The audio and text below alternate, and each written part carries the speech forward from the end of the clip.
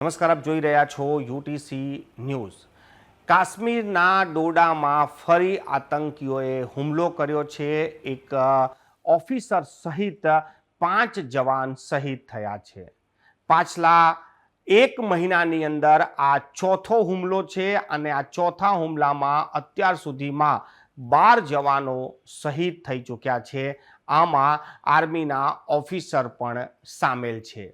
દેશમાં જે રીતે આતંકવાદી ઘટના વધી રહી હતી ત્યારે કેન્દ્ર સરકાર સૌથી પહેલા નોટબંધી લાવી હતી। નોટબંધી જ્યારે લાવવામાં આવી ત્યારે કહેવાતું હતું કે આનાથી આતંકવાદ ઘટી જશે। ત્યારબાદ જમ્મુ કાશ્મીરમાંથી 370ની ધારા હટાવી અને કહેવાયું હતું કે આતંકવાદને આનાથી રોકવામાં આવશે। પરંતુ આ તમામ પ્રયાસો બાદ પણ આજે પણ જવાનો શહીદ થઈ રહ્યા છે। જવાનો શહીદ થઈ રહ્યા છે એટલું જ નહીં, પરંતુ આ અઘોષિત યુદ્ધ છે।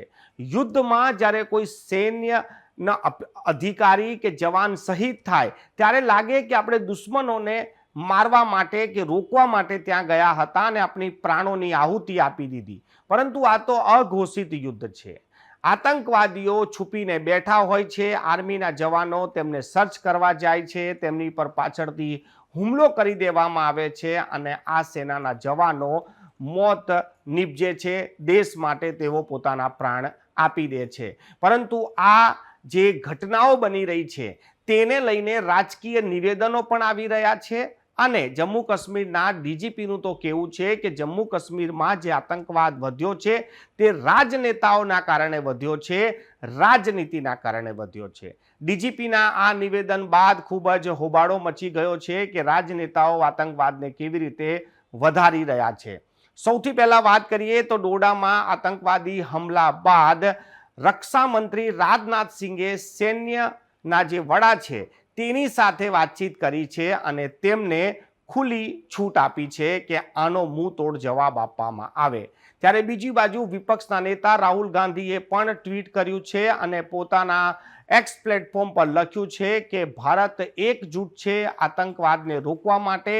ભારત સરકારે આનો મુંહતોડ જવાબ આપવો જોઈએ, કડકથી કડક કાર્યવાહી કરવી જોઈએ। સાથે સાથે રાહુલ ગાંધીએ ભારતીય જનતા પાર્ટીની નીતિઓ પર પણ સવાલ ઊભા કર્યા છે કે તેમની આ ખોટી નીતિના કારણે જ જમ્મુ કાશ્મીરમાં ફરી આતંકવાદી હુમલા વધી રહ્યા છે।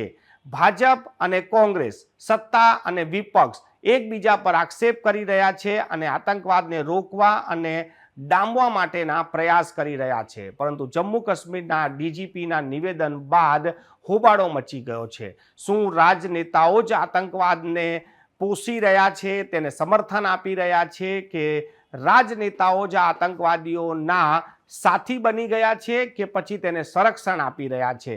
આ તમામ વસ્તુની ચર્ચાઓ હવે ફરીથી શરૂ થઈ ગઈ છે।